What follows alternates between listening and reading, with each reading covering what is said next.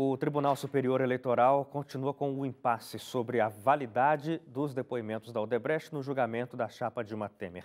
O relator pediu que os ministros fossem objetivos nas manifestações de hoje. No segundo dia de julgamento da chapa Dilma Temer, a discussão sobre a validade do depoimento da Odebrecht continuou. Na sessão, o relator Herman Benjamin ouviu o que eles tinham a dizer sobre as questões formais do processo. Hoje é o terceiro dia de julgamento e, desta vez, a discussão gira em torno da possibilidade de inclusão de fatos novos no processo.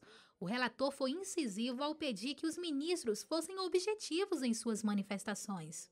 Pedir apenas é que o ministro Napoleão, o ministro Adimar e o ministro Tarcísio concluam de forma objetiva as suas manifestações, dizendo claramente para todos: a Odebrecht podia ser investigada ou não podia?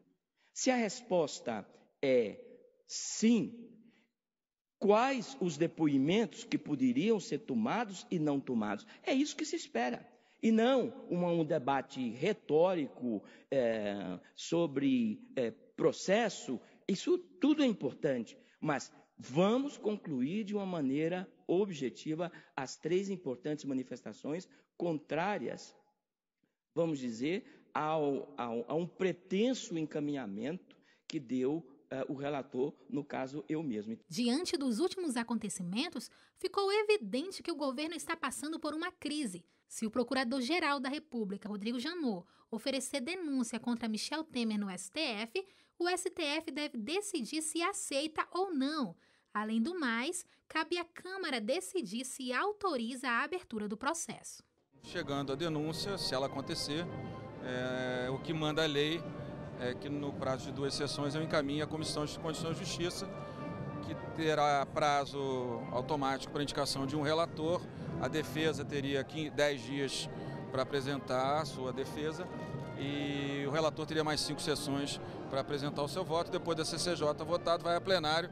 É um processo parecido com o do impedimento, a única diferença é que passa pela Comissão de Constituição e Justiça. Então, nesse caso específico, se acontecer a denúncia, o papel da presidência é um papel apenas, nesse primeiro momento, burocrático. A gente não tem a denúncia ainda, vamos aguardar para ver se o doutor Janot vai apresentá-la. E apresentando aí é o fato que a gente vai ter que analisar, porque esse é o papel da Câmara dos Deputados. Vale destacar que o ex-ministro Joaquim Barbosa esteve presente na sessão. Barbosa ficou conhecido por ter julgado o Mensalão, um processo que teve repercussão nacional e internacional. O ex-ministro defende eleições diretas e não descarta se candidatar a presidente. O julgamento da chapa Dilma Temer ainda tem 3 sessões marcadas para esta sexta e 3 sessões para o sábado. Bom, aqui dentro do estúdio agora, eu estou recebendo também Alexandre Tomás. O Alexandre é advogado, especialista em direito processual civil. Alexandre, obrigado pela companhia com a gente aqui dentro também para discutir esse assunto que é tão importante no cenário atual. Boa noite. Boa noite, muito obrigado pelo convite. A gente tem uma certa dificuldade, às vezes, Alexandre, para entender esse processo todo que ocorre, né? Os ministros hoje passaram o dia debatendo sobre essa questão específica, aceitar ou não aceitar as delações da Odebrecht dentro do processo que julga a cassação da chapa Dilma Temer. Por que isso é tão importante nesse momento? Isso é de extrema importância, na verdade. É uma questão bem técnica, mas que eu vou tentar resumir no seguinte sentido. São questões preliminares ao mérito da questão. É como se a gente avaliasse a forma antes de chegar no conteúdo. Então, isso é de extrema importância para a gente avaliar, para os ministros avaliarem se o processo tem condições de ter prosseguimento. Porque se alguma das preliminares forem acolhidas, o processo muda completamente. Na verdade, a gente já sabe, a gente está no terceiro dia de julgamento, mas a gente já sabe que os votos estão prontos. Os ministros não vão julgar de uma hora para outra com o que eles pensarem no momento. Então, essa questão de ajuste nas provas que vão ser aceitas ou não é uma questão que tem que ser feita antes de adentrar o mérito da questão, que efetivamente é a cassação da chapa. Claro. Essa discussão é também bastante importante porque é um pedido que as defesas fizeram, né? A defesa da Dilma e a defesa do Temer, para que isso não seja considerado. Mas há divergências a respeito disso, dentro do próprio TSE, porque entre os ministros eles já indicaram, a maioria já deu indicações de que vai rejeitar a aceitação dessas provas, mas outros imaginam que isso deveria ser aceito. Por que dentro do direito a gente consegue ter essa visão tão dispar de um mesmo fato? Dizem que por isso que o direito é tão bonito, né? Que tem tantos entendimentos diferentes. Basicamente, para te explicar, o que acontece é o seguinte: o processo civil como um todo, ele busca a verdade, mas a verdade formal, a verdade que está no processo. Então, você precisa colocar as provas no processo e essas provas precisam passar por um contraditório para que elas sejam aceitas pelo juízo e analisadas pelo juízo. Tá? Basicamente é isso. O processo crime, por outro lado, busca a verdade real. Então, muitas vezes, a prova, mesmo sendo colocada no processo de alguma forma diferente do processo civil, ela é aceita da mesma forma. Essa discussão entre verdade real e verdade formal foi debatida hoje no plenário e o ministro Herman Benjamin disse que o processo no Tribunal Superior Eleitoral busca também a verdade real. Então, que essas provas deveriam ser aceitas. Ele está fazendo de tudo para que sejam aceitas. Né? Na verdade, deveriam efetivamente ser aceitas. O tribunal não pode fechar os olhos ao tudo que está acontecendo, a todas essas delações que estão acontecendo. Desculpe interromper, mesmo tendo isso, pelo que as defesas argumentam, tendo sido aceito depois do prazo regimental? Sim, com certeza. Eu entendo que deva ser aceito pelo seguinte motivo: as defesas tiveram acesso, houve o contraditório. Houve mais de 300 perguntas feitas pelas defesas a essas pessoas que deram esses depoimentos. Então, isso, com certeza, na minha opinião, como jurista, eu entendo que tem que ser aceito, sim. Mas não será, já deu 4-3. E a gente já sabe que não serão aceitos. Não vai ser aceito. Agora, Suad, esse é um momento conturbado que o Brasil vive de novo, e de novo imagino que o mundo fica de olhos voltados para cá, como foi no caso do impeachment no ano passado, como já tinha sido no caso do Mensalão, que a gente mencionou aqui agora. Quer dizer, a gente sai de um momento ruim e cai em outro. Você imagina, quando o Temer, houve todo um processo de impeachment e o Temer assumiu como vice, o número de instituições das mais diversas áreas bancária, a parte financeira, econômica, instituições internacionais, representantes de vários segmentos da sociedade, que apostaram que o Brasil iria melhorar. Se você retira hoje não só o Temer, como todo o grupo dele, que é o apoio dele nos ministérios, assessoria e tudo isso, fica um vácuo. E aí, como é que fica? Quem entra no lugar? Eleições? Quanto tempo vai levar para isso ocorrer?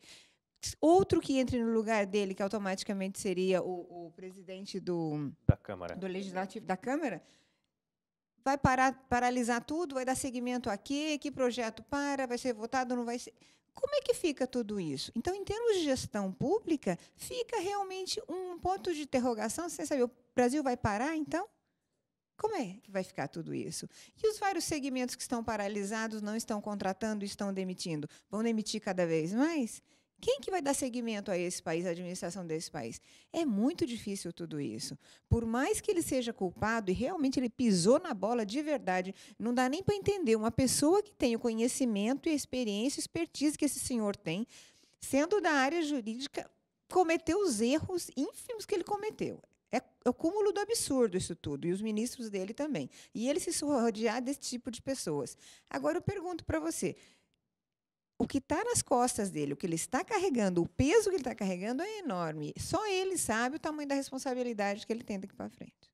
A gente volta aqui dentro do estúdio a conversar sobre esse assunto todo. Alexandre, esse é o ponto mais crucial que a gente está vivendo agora no momento do governo de Michel Temer, com essa possibilidade de cassação. Uma coisa interessante que a gente até destacou no começo do jornal, que foi dita pelo Herman Benjamin hoje, foi mais ou menos assim. Ele disse o seguinte: olha, para haver cassação, só basta haver, nesse caso, a comprovação do uso de verba não declarada. Dá a impressão, nessa frase dele, que, apesar de tudo que a gente está acompanhando, já no terceiro dia, o resumo da ópera parece que vai ser muito simples, vai analisar, teve ou não teve. É simples assim como parece por essa frase dele? Não. Na verdade, Não é tão simples assim. Por exemplo, esse caso que acabou de ser veiculado, a questão do uso indevido ou mentir em uma nota oficial, isso pode repercutir num caso, eventualmente, de impeachment, dentro de todos os casos que estão lá. Respondendo a sua pergunta, não é tão simples assim. O próprio Gilmar Mendes, quando aceitou esse processo, agora ele já mudou de opinião, mas quando ele teve o primeiro voto aceitando o início desse processo, ele disse que o TSE era muito, muito bravo, muito feroz para punir comarcas pequenas, para punir cidades pequenas, mas quando chegava em governadores de lugares grandes ou presidente da República era muito brando. Então, não é tão simples assim e esse julgamento já foi muito mais politizado do que mantido na área jurídica. Claro. Falando nessa politização e interferências ou possíveis influências, os ministros do Tribunal Superior Eleitoral, de alguma forma, podem estar suscetíveis a essas influências desses outros acontecimentos? Por exemplo, as delações da JBS, o envolvimento do Temer com o Joesley Batista, essas informações que surgiram depois do processo já instaurado? Com certeza estão e com certeza estão influenciados também por outros fatos que a gente não sabe. Existem muitas coisas acontecendo por trás dos panos que a gente não tem conhecimento. Então, com certeza, mas uma coisa que a professora apontou também, que é muito interessante, é que a instabilidade econômica e a instabilidade administrativa no Brasil vai continuar até quando? O brasileiro está disposto a sacrificar parte de sua cidadania para manter uma pessoa lá que não tem legitimidade para estar lá por tudo isso que está sendo provado, é uma pergunta a se fazer. A gente quer manter e a economia prossegue como estava prosseguindo bem, ou a gente quer que ele seja punido e fazer o que é certo e tirar ele de lá, mesmo a preço de que a economia, por mais algum tempo, a gente ande nesse calvário? Essa é a pergunta a se fazer. O brasileiro está disposto a isso, a sacrificar a economia ou sacrificar a cidadania? Entendi. Inclusive é interessante, Suad, porque o Alexandre retomou aí a questão da economia, o governo vinha mostrando dados, o governo não, né, mas dados, índices econômicos vinham mostrando uma sensível melhora. Organismos internacionais estavam convictos disso, né? O FMI aplaudiu algumas medidas do governo de Michel Temer e imagino que agora o receio volta a tomar conta dos mercados. Eles apostavam na pessoa do ministro da Fazenda, né? Sim. Que já foi presidente do Banco de Boston, uma pessoa realmente muito séria. Agora, o Temer ele foi realmente muito inteligente, esperto na hora que ele escolheu as pessoas certas para os lugares certos na área econômica, financeira. Então, a gente tem que manter isso e seguir em frente. Não se sai do buraco só com um passo. Você tem que subir e galgar passo a passo. Então, devagarzinho, a gente estava começando. Estava melhorando a parte do desemprego? Não. Mas isso era um passo adiante. Lá na frente, a gente ia ver isso. Agora, se tirar o Temer... Tudo bem, tem problema? Tem que pagar, entendeu? Roubou, tem que devolver, tem que pagar. Agora, vem cá, tem que tirar ele de uma vez? Temos alguém para colocar no lugar? Temos alguém competente para colocar no lugar se ele sair dali? Será que o Maia realmente é competente para administrar o país enquanto se retira o Temer? Será que nós temos outra pessoa ou será que é melhor fazer uma intervenção civil? E aí é aquilo... A verdade é que estamos vivendo a maior crise política da história do Brasil. Isso é fato. Inevitável. É inevitável. Tá? Talvez seja o momento do brasileiro pensar mesmo no tamanho do Estado, no tamanho do governo que ele quer, na própria soberania do país, se ele quer manter um Brasil só unido ou se quer transformar o Brasil em vários Brasis. Talvez seja o momento histórico que o brasileiro precisa pensar nisso.